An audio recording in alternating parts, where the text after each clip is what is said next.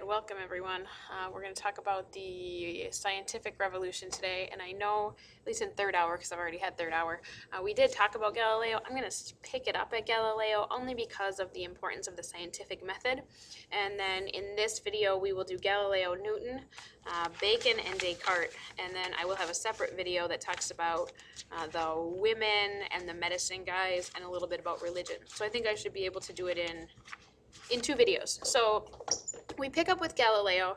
We've already done Copernicus, Brahe, and Kepler, who all kind of really affirmed that heliocentric view, but it wasn't a popularization of science by any means. Galileo is the guy who will then start to promote his idea. He will publish his dialogue in Italian, which will explain that heliocentric view and start to change people's minds and have ordinary people question the church. The previous three guys, they didn't do enough with the ordinary people to get the church all riled up. Galileo, on the other hand, he starts really sharing, experimenting, putting his idea in a language like Italian and an actual language like words that people can that people can understand. So Galileo will use math to describe motion, and his accomplishments will then lead ordinary people to start questioning the church. So the Catholic Church will use the office of the Inquisition to call him a heretic, to bring him before them and ask him to recant his ideas of a heliocentric universe. Galileo, unlike Luther, will say, okay, he will say, never mind, just kidding. I must have been on drugs because I believe in a geocentric view, and they will send him home. And he really said later that he wasn't going to die for this, that he wanted to just keep on doing science, and so he recanted, went back, and continued to do science and to investigate and to experiment and to show and prove things that were opposite of the church. He just didn't do it quite so publicly after he was brought before the Inquisition. So the church will, as we said, they will finally issue a statement condemning his ideas after ordinary people start to really believe and take note of Galileo's work. Galileo and Newton will overlap a little bit, but for the most part, Newton will live at the same time as Descartes, who we'll talk about in a little bit. And Newton is, as it says here, the guy who puts it all together. He will explain all the changes in motion and gravity, all those things that Galileo couldn't explain. He knew more, and he moved us forward more than Copernicus and Kepler did, but there were a lot of things that he still couldn't explain, and Newton was able to explain those things. He invents calculus. Oh, thank you, buddy. To explain motion, to explain gravity, and then he has his three laws of motion. Remember, Kepler had his three laws of planetary motion. He will do two important things, and they're at the bottom there of the screen. He will demonstrate that math can govern all motion in the universe.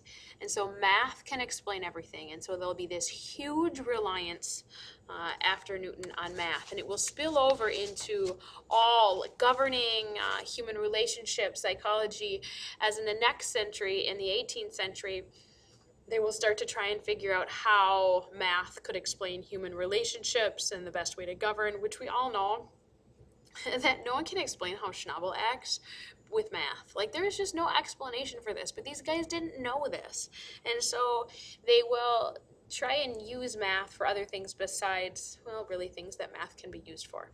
But it will inspire a whole new area of thought, and we'll call that the Enlightenment. But for now, math is king. The second thing is that Descartes and Newton disagreed a little bit. They'll both be your two most central figures in formalizing a scientific method. But Newton thought that Descartes didn't leave the possibility open that God existed. He said that really it seemed like Descartes didn't believe in God. And Newton said, that's not true. There's a place for God. And Newton thought that God was the creator of the laws. Like, he was the greatest mathematician, created all the laws that governed movement and motion in the universe, and then he let it run without day-to-day interference. So God made the laws, and then he was hands-off in the running. And that will become known as deism. And deism will become the most popular religion among the science guys and really others. It will be the fastest growing idea. It's not going to take over popularity of the Catholic or the Protestant churches, but among the scientists, deism allows people to believe in God and believe in science. Okay? And so implication of Newton's work, as I talked about, that world can be seen largely in these mechanical terms that can be explained by humans using math. So that everything can be explained by math. All right, so if you want a quick review, you can pause your video and you can see if you can identify the science guys that are associated with each of these ideas. And then you can check your own work. Next. All right, so now is the development of the scientific method. Galileo, first guy to really popularize that there needs to be some sort of method. Newton, Descartes, and this new guy, Bacon, will be instrumental in formalizing this method. So Bacon will be the first guy that we talked about, and then we will talk about Descartes. Both of them emphasized experimentation, just in a little bit different way. So Bacon, Bacon with the neck decoration there.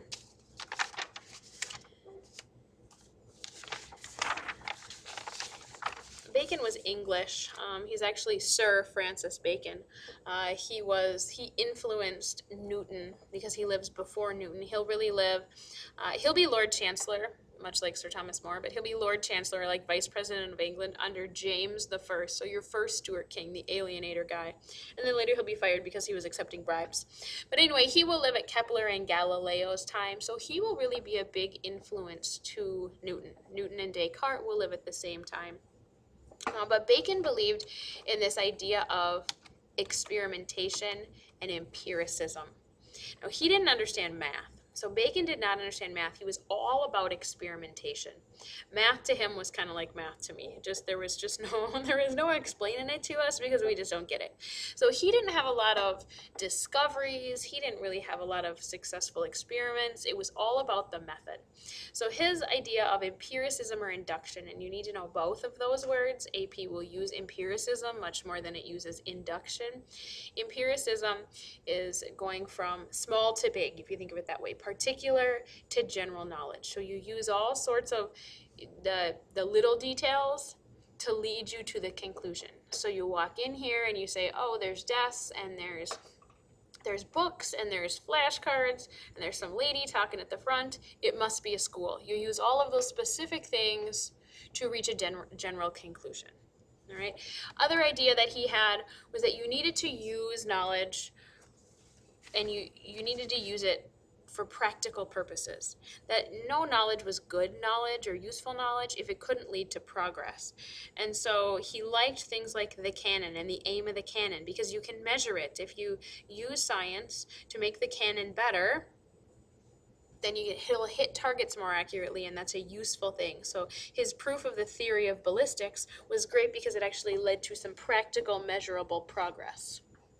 All right, whether that be good progress or bad progress, knowledge was important, science was important for practical use and progress. All right, empiricism, induction, small to big, details to reach a general conclusion.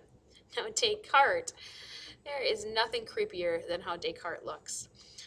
Descartes, again, him and Galileo, don't leave your children with him. He writes the Discourse of Method, and he believes in rationalization or deduction. So you start with a hypothesis. Now, this is kind of the science that a lot of you have learned. You start with a hypothesis or a general conclusion, and then you try and prove that conclusion with experimentation or with math. So you go from a general conclusion to specific support for that conclusion to prove it or to disprove it. Now, the one thing you need to, a couple things you need to remember about Descartes. One, he's deduction or rationalism as opposed to Bacon's empiricism or induction. And then the second thing is that this guy believes everything should be about math. Math, math, math. He invents coordinate geometry and graphed algebraic formulas, another guy that I love, kind of second to Newton and his invention of calculus.